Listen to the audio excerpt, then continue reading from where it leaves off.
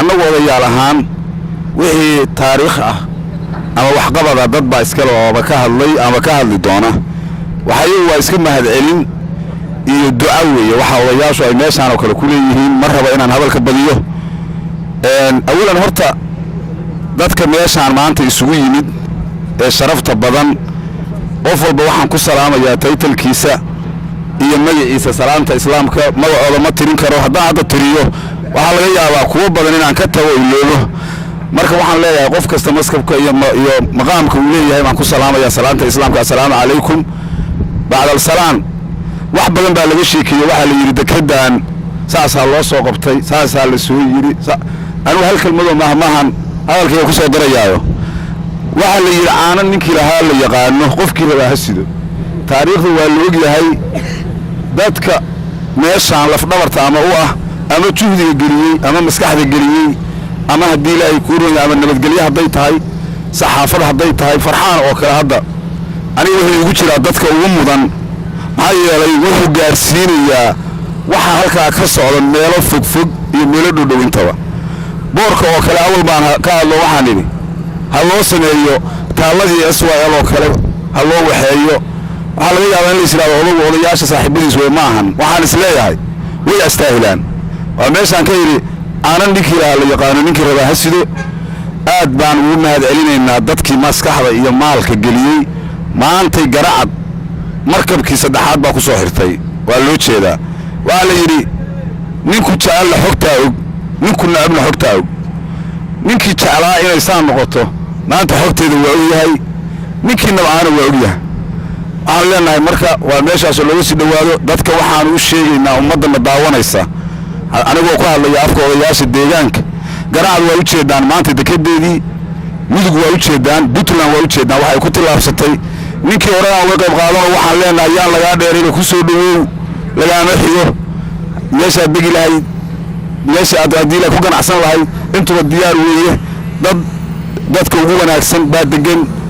aad iyo aad baan idinkugu mahad celinayaa khaasatan waxaan u mahad celinayaa dadka meeshaan maskaxda geliyey iyo maalka oo ayadoo bada meeshaas aanu shamaagaan dhigan jir dad bay ahayd haddeer nimankii arki jiray waagi hore oo badanada ku dhigan jiray haddii saaka la yidhaahdo waa meesha dekedaayo u qaadan maya maba suuroobi ka dhaysnay baddii la ogaayaa kaxeeyey waxaas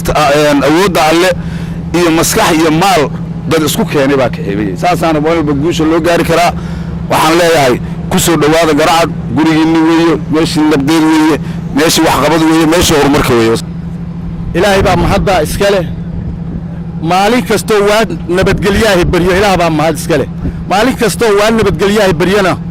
waa maaragtay maalin qiimo weyn weeye intaas waxaa sii dheer maalintay oo siyaado ku ah meesha la yidhaahdo garacad waxaa taagan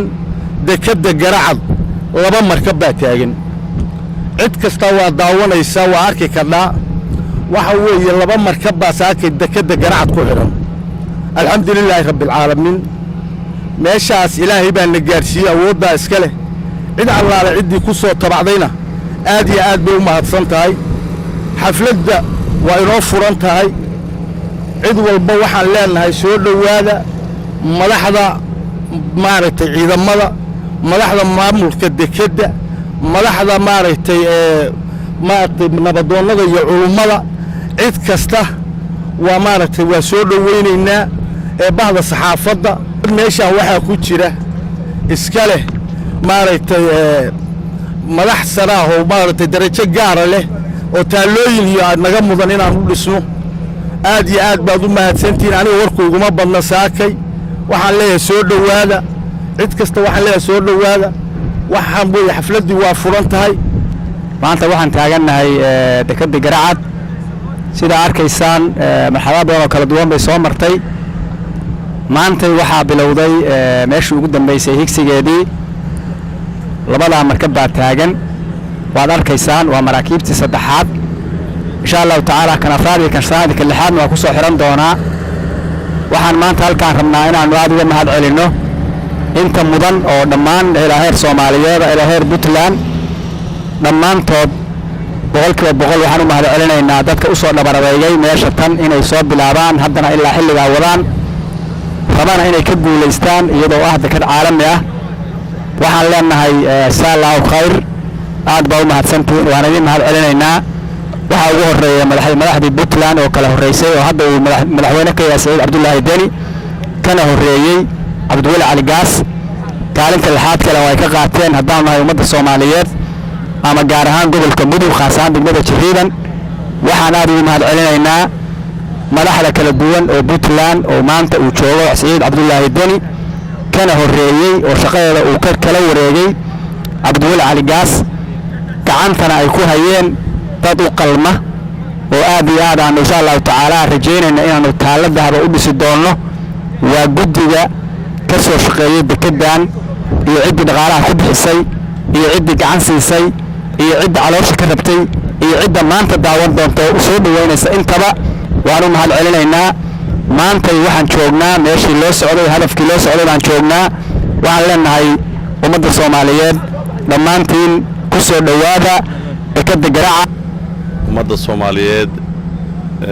maamulka Puntland gobolka Mudug iyo degmada Jiriiban waxaan si gaar ah u salaamayaa hawlwadeenada shirkadda wadaagsan oo sabab u ahayd maanta halkan aan isugu nimaano runtii ummadda Soomaaliyeed iyo gobolka Mudug iyo Puntland iyo degmada Jiriiban ba farxad bay u tahay in maanta ay markhaati ka noqdaan maalmo badan oo dadku ay su'aal ka qabeen in maanta oo kale la arkayo ayay jawaab u tahay maanta in ay tahay maalin farxadeed iyo horumarka ay ku tilaabsadeen dadkii dhalinyarada ahaa rag iyo dumar iyo culimaadudiinka iyo aqoon-yahanada fikirkan maskaxdooda ay ka soo maxatay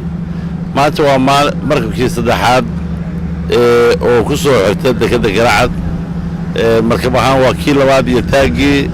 Sina Bibi oo dekada u raran oo u wada macluumaad badan iyo qalab badan oo dekada ay tahay runtii aad iyo aad baan u soo dhaweynaynaa waxaan dhammaan ugu baaqaynaa ummadda Soomaaliyeed iyo ummadda dhammaan jaariyadda adduunka Afrika qurba joogta in Garacad officially maanta ay tahay meel insha Allah furitaankeedii guud intaan la gaarin meel u diyaar garoobaysa mar haddii taagkii uu yimid in ay noqoto meel diyaar u ah in ay marso caalami ah oo maraakiibtii iyo businesskii iyo ganacsigii u diyaar inay ka qaadato hawlwadeenada hawsha noo haya wadaagsiin iyo kamariga dekada dhisay dhammaanna ay shaqadii gabagaba ka soo marayso aad iyo aad bay farxad u leedahay runtii aad baan ugu faraxsannahay annaguna aad baan waxaan mar walba u garab taagannahay inaan maamul ahaan iyo dhammaan inaan garab istaagno aad iyo aad waxaa kaloo mahad u leh allihii weynaa oo noo fudeeyay arrinkan iyo ciidamada amniga oo ku howlan inaan si nabadgelyo leh halkaan isugu nimaano amniga ay u sugaan runtii farxaddaas ayaan la wadaagaynaa ummadda Soomaaliyeed meel kastoo ay joogaan waxaan si gaara aan arrintan taaniyadeeda iyo ugu mar walbaaba bogaadinaynaa madaxweynaha dowladda Puntland oo runtii ahaa dadka sababta weyn u ahaa garab istaagga in mashruucan uu guulaysto